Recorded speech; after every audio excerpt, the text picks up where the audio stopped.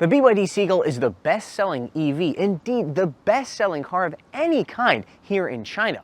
Or at least it was, until this came along, the Geely Geome Xingyuan. Welcome to Wheels Boy, where we cover the newest, coolest, and wildest vehicles from the Chinese car market. Be sure to like, subscribe, and hit the bell.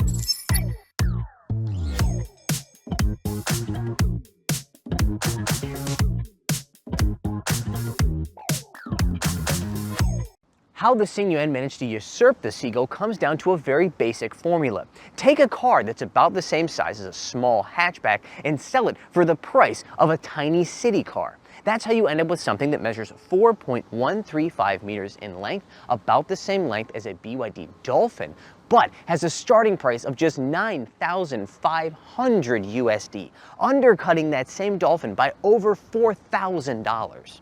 Now, certain compromises had to be made in order for that formula to work, and that's mostly to do with the powertrain. While this thing might be Dolphin-esque in size, its specs are much closer to that of the BYD Seagull.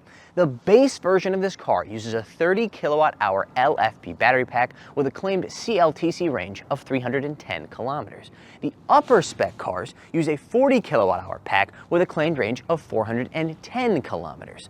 Those compare well to the Seagull, which has a 305 or 405 kilometer range in its two specs. But they are significantly less than the top spec of the BYD Dolphin, which has 520 kilometers of range. But again, would cost thousands of dollars more than this car. It's our understanding that this platform is also going to underpin a future entry-level model from Smart. Many of you will recall that Smart is actually a joint venture between Geely and Mercedes-Benz, in which the latter is in charge of exterior styling. I expect the exterior styling of that future car and this car to have some significant differences, but I have to say that this does capture a lot of the same rounded design as modern Smart models, which makes for a very stark contrast with something like the BYD Seagull. I described the Seagull as looking like a scrappy little bulldog in my review of the car, and I really liked it, but it's very different than this. This is softer, rounder, more approachable. It's also available in a variety of lovely pastel colors like this, all of which leads me to believe that this is aimed more at female buyers. As is sometimes the case with the cars we review here on the Wheels Boy channel, this thing does not have an official English language name. It is the Singuen in Chinese, and that's how I'm going to refer to it. Xingyuan, by the way, could most directly be translated as star wish or star vow, or I don't know if there's a bunch of ways to translate it, but none of them sound very good, so I wish them a lot of luck in figuring out what to call it. It's branded as a Geome, but it's sold within Geely Galaxy dealerships. You'll remember the Geely Galaxy E5 and E8 that we previously reviewed. Not bad cars, but as is always the case over at Geely, it's very confusing, because you don't know whether this thing is a Geely Galaxy or a Geely Geome or whatever. Speaking of Geome, it used to be called Geometry, and in fact, a Geometry was one of our very first reviews. I think maybe our second video. I highly encourage you to never go watch that review, because I have terrible presentation skills at the time. Even worse than now, if you can believe it. It's a given that a car this cheap is going to have a lot of hard plastic here on the interior. So what I look for in cars at this price point is two things. One, where do they apply that hard plastic? And two, what do they do to distract you from it? For the first point, I think that Geely has done a good job with the Xingyuan. The hard plastic is, well, it abounds on the interior of this car. Center console here, on the door panel, all over the place. But the important touch points, such as where you would rest your knee here against the center console during a long drive, or where you rest your two elbows, those are soft touch. So you don't have to interact with that super hard, rough plastic that often in your daily driving experience. The other thing, the distractions from the cheap plastic, it also does a good job of that, mainly in the form of this kind of landscape or cityscape rather pattern on all four doors, and that large piano black plastic right there on the center console, or rather on the dashboard. In all these cases, they take what would otherwise be flat, plain plastic and turn it into something a bit more visually interesting. The same feat is accomplished using the pattern here on the door, which is a much more subtle approach. Either way, it distracts your eyes from what your fingers are feeling.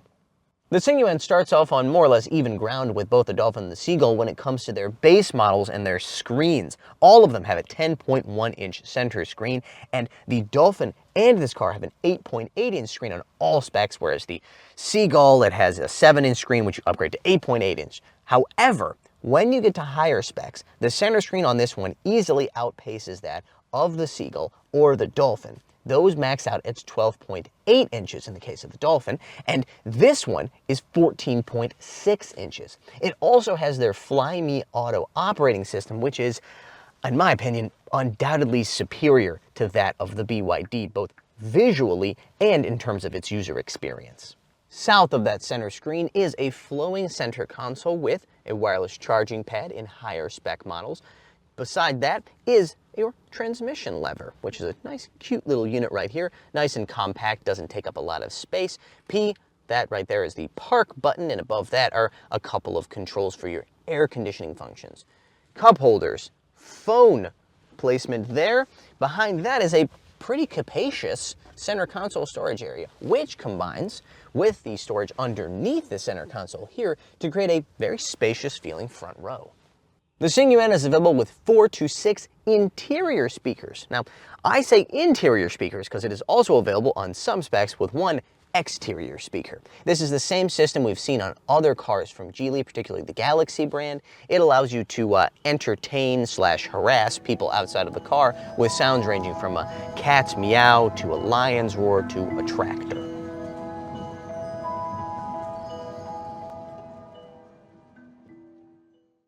The piece de resistance when it comes to storage, however, is this drawer-style storage compartment. The front row seats on the Xingyuan are soft and reasonably supportive. They also, on the top 2 specs, come with seat heating.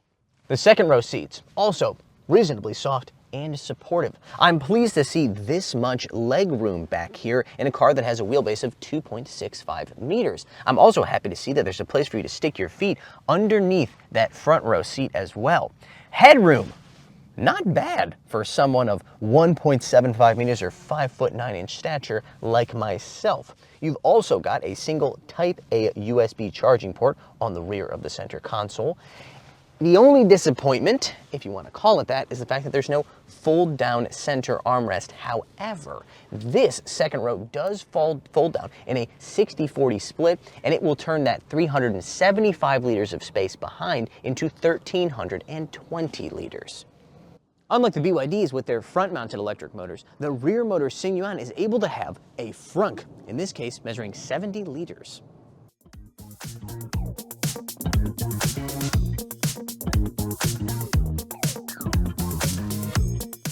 In preparation for this video, I actually went and drove the BYD Dolphin, something I haven't done for a few years now. They've also made some considerable upgrades since the time that I drove it, going from a torsion beam rear suspension to a 4-link rear, just like this one.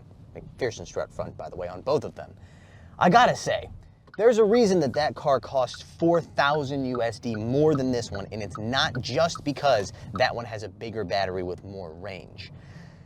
That car feels like a much more expensive driving experience, particularly when it comes to the suspension tuning, which feels more premium.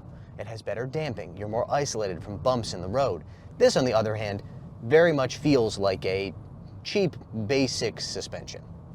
How then does it compare to the BYD Seagull, which, in my opinion, is the most fun to drive little electric city car available on sale today? Well, I don't think it's quite as fun to drive.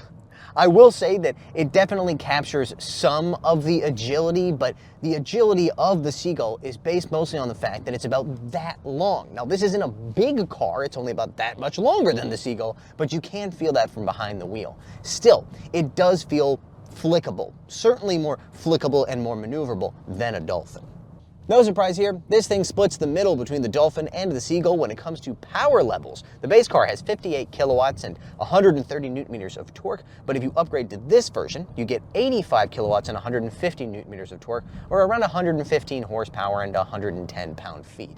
There's no official 0 to 100 kilometer per hour time that I can find, but the seat of the pants says sub 10 seconds. There was 0 to 50 kilometers per hour rather. That's more important for this car, and I have to tell you, it feels plenty peppy. One area where the BYDs have this car beat hands down is in terms of driver assistance. Now that's something I never thought I would say when it came to a BYD, but listen, that's where we are today because BYD has made their driver assistance system available on all of their cars. Now, when I say available on all of their cars, I don't mean that it's a standard feature. It means that you can option it on all of their cars. So even on the cheapest spec of the Seagull, which costs a little bit less than this car actually, so around $9,000, you can pay an extra $450 or so to add the Celestial I or D-Pilot 100 system. Now that system is capable of things like steering assist and automatic lane changes and everything like that. This car, on the other hand, no, not quite the same. You can only option the most advanced driver assistance system on the very top spec like this. And that most advanced driver assistance system is nowhere near as advanced as the BYD's. It's basically just adaptive cruise control. Now that automatic lane change and things like that, those features in the steering assist are only available on the highway. However, that still makes it much more advanced than this car's system. The funny thing is, there was a brand in the past that proved you could sell a lot of cars without having a very impressive driver assistance system. What was the name of that brand? It started with a B. Oh, it was BYD. That's right.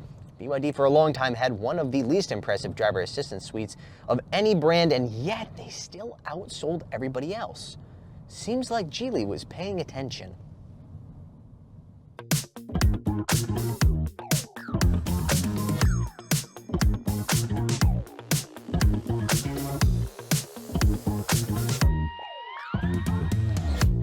The Xingyuan feels like a lesson in when enough is enough. This thing is fast enough, it is efficient enough, it is powerful enough, it is smart enough to satisfy a great many consumers without going overboard.